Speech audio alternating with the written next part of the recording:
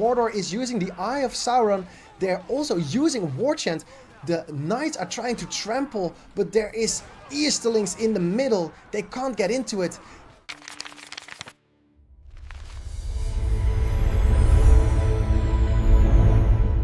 Welcome to Command Point Middle-earth. My name is Enrique and this is the ladder. We have incredible news. There is gonna be a tournament this month from the 16th of January till the 16th of February.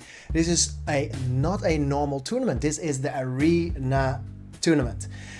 Stevil has sponsored this tournament and this idea. I think it was Stevil. Let me check really quickly if Stevil was the... Yes, Stevil had done the donation and the sponsorship of this Arena tournament. In short, between the 16th of January and the 16th of February, there's going to be the Arena tournament. There's going to be a prize pool of 200, the number 1 75, the number 2 50, the number 3 25, a random person at top 40 will get 25, and the most active player will get $25. We're going to be playing on the new patch 9.6.5, so get ready and get on that ladder. Let's play some games.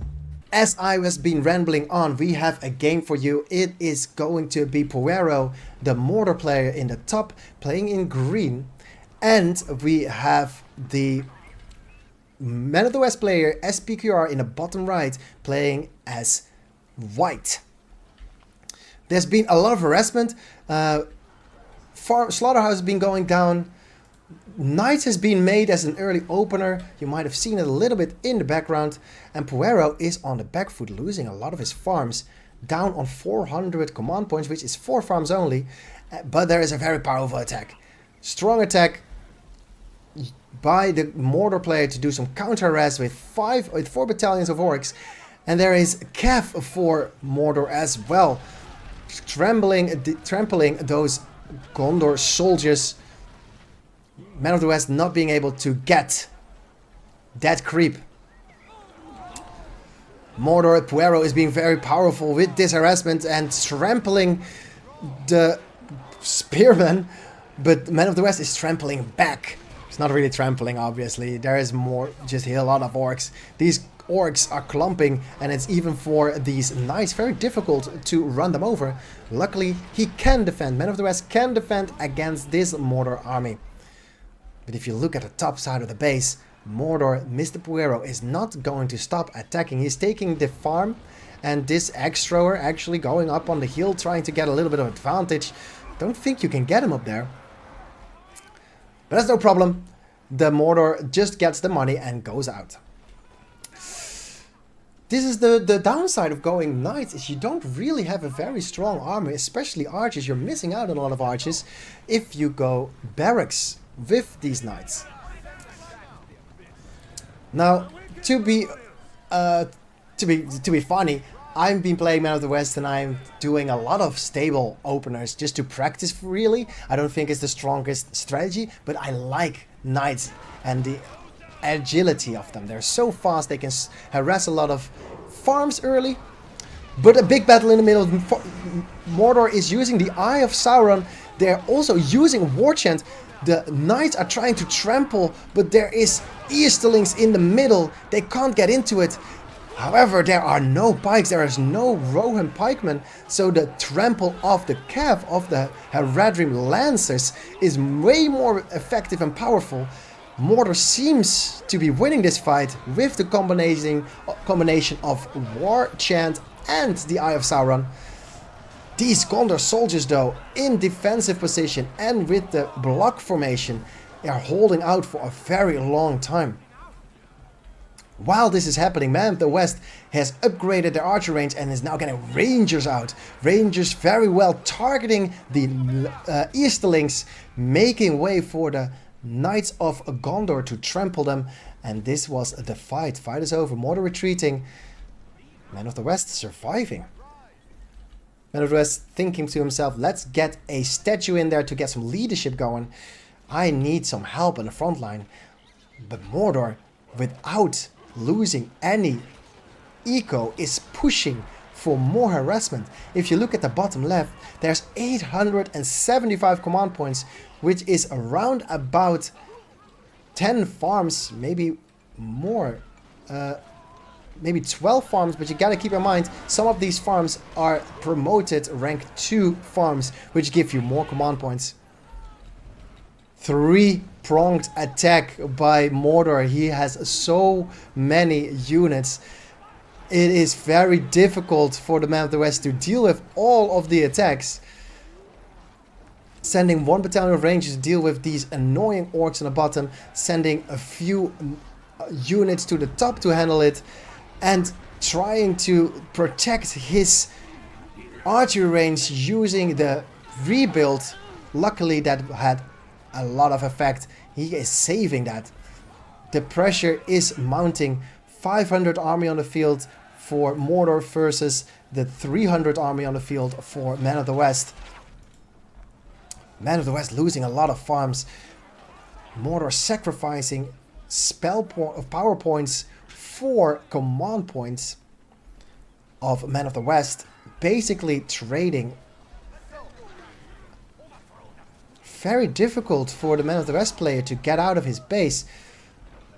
SPQR is trying his best, but Poero's relentless attacks is very difficult to deal with. It looks very simple to just make orcs and send them across the map, but it's not as easy as you might think it is.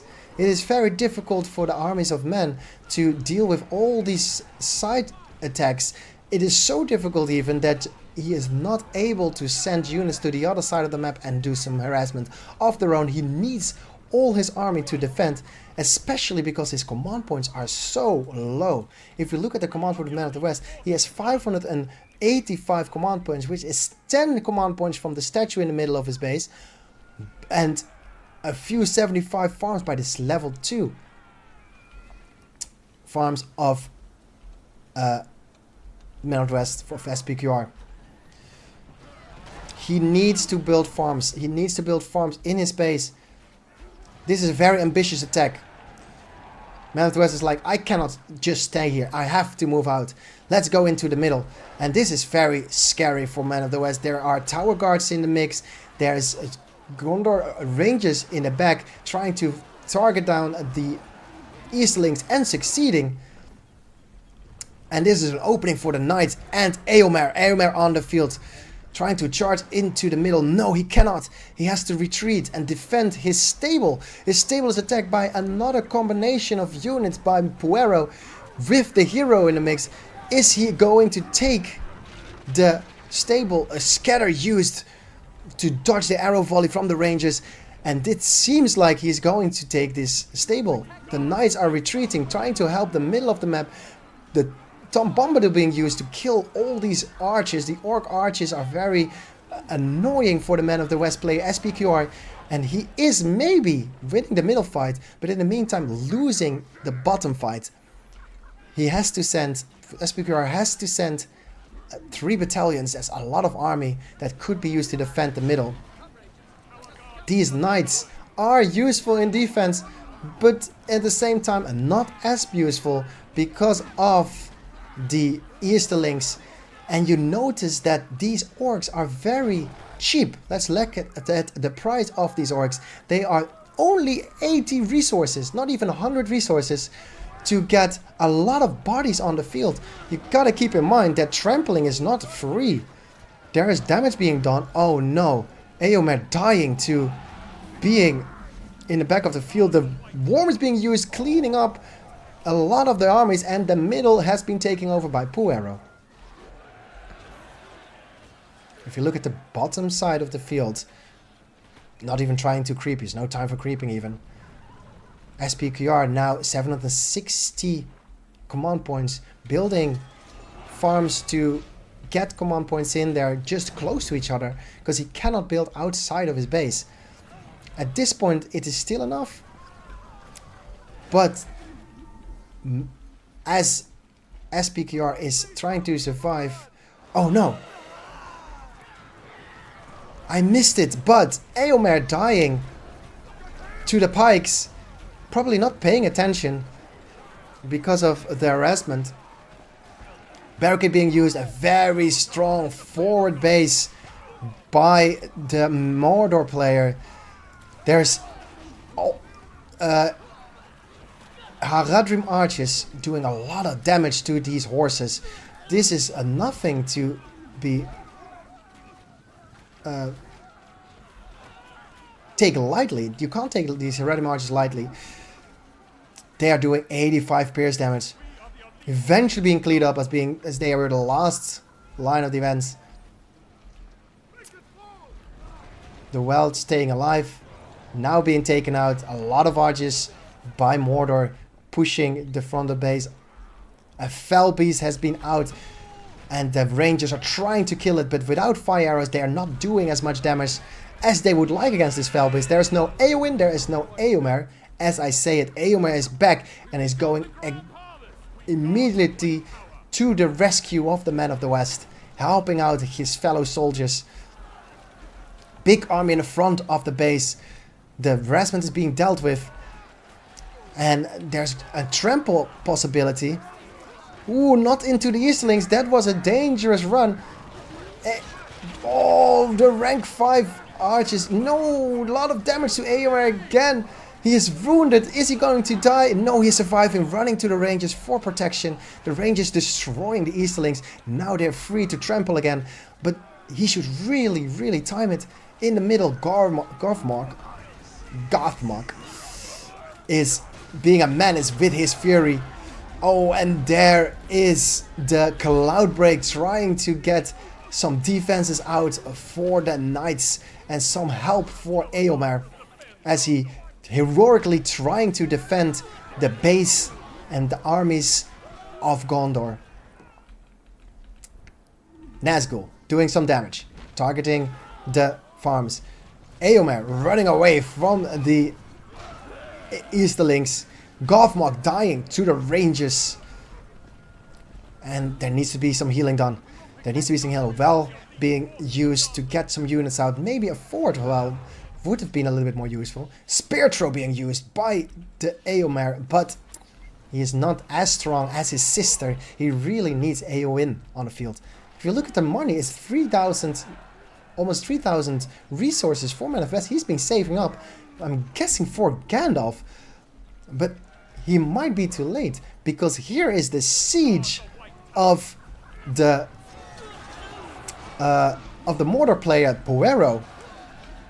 No, there are banners, so he has the money for Gandalf now. Is he gonna spend money on Gandalf, one powerful hero in the late game, or is he going to use his money to get units out? He built it. He built a minus 3,000, which means Gandalf is being made. But is Gandalf going to be in time? A lot of tramples in the middle of the base. Oh, the Eastlings catching a rank 5, a level 5 Knights. Gondor Knights. Fear being used. Very good ability to utilize. Fear is a 5-second stun for the armies. That's very powerful. 5 seconds is a long time. Again, Dane, he needs to recharge. The builders are idle. 1,000 resources in the bank. He could use your builders to build farms. There are no units being queued. Maybe more rangers could be useful. Maybe more knights. There's nothing being used with his 1,000 resources. Maybe he's going for Eowyn. Maybe he's going for a builder, apparently. There really has to just build farms in your base like he's doing. Very well done. Needs another builder. 1,000 resources. Strong attack. Ooh, there is 2 catapults on the right side of the map and 1 catapult coming from the middle. Another pronged attack, but this time with building killers. The catapults of Poero. Can SPQR hold off this strong attack? Arrow volley being used for some reason. Maybe a misclick. Knights of Gondor are gone. I can't find the Knights of Gondor. Oh, the Knights of Gondor being taken out by Easterlings in combination with the Fell Beast. I think Eomer has passed as well. No. Ring of Fire being used. No more production and 3 catapults. This is over. Game has ended.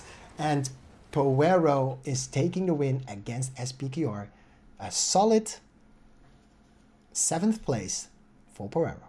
As we're going to look at the ladder, remember there's going to be a reset today, 16th of January, there's going to be a reset. Almost breaking 1400 points is Ghostboy number 1 with 1399 points. Second is Solas with 1362 points. And third is Andy with 1342 points.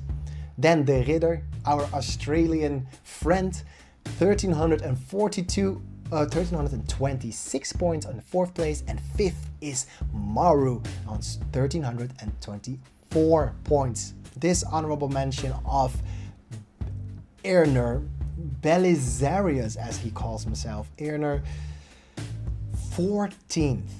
He came from 20th and is now 14th. An incredible achievement to have. Goethe, our one and only Goethe, with the rankings of Impalas, Hyenas, T-Rexes and Goldfish, 15th with how many points? With 1274 points. Very well done. And on the back in the 20th spot is SPQR. Gimli just short of getting the top 20. Now, you all might want to know, Enrique, what is your ranking? Where did you end? Well, let's start scrolling. Were you 100 rated? Nope. You will find Xewix, an honorable mention. We will find Feanor, very good player, making it very difficult. We have Cardi, the tournament leader, in the name of Stewie. We have Not Fat Friends, a new and upcoming player, 16 years old, and started streaming. Matching met a very accomplished 4 versus 4 and team player. Stevil on 69th. Nice. He is the sponsor for the coming month. Balin, 103rd. He is one of the admins. Sebubu, the most important and the most famous YouTuber and streamer of Return of the Witch King, ending up in 105th, a very known Man of the West player. Joel Dane, a special mention to Joel Dane, the little bit emotional player, but very, very well done in the ladder, 104th. And now I'm going to scroll a little bit quicker because these players are very good, but I'm going to be very low on this ladder. I am going to be 800 something. 800. Now we're looking for my name, Enrique. Wait, what is my ranking? I can't find myself. Not even 800. Okay. Almost there, almost there. I am right here. 928th. Enrique 707. And to end this last Command Point Middle-earth, the ladder recap of this season, patch 9.6.4. This has been Command Point Middle-earth, and I'll see you next season. If you like this video and if you think this daily idea is pretty awesome to get a little bit of update of the ladder in Arena and Battle of Middle-earth, feel free to follow the channel and like the channel, like this video, subscribe to Command Point Middle-earth for more videos, and I will see you on twitch.tv if you want to follow the making of and the production of these videos.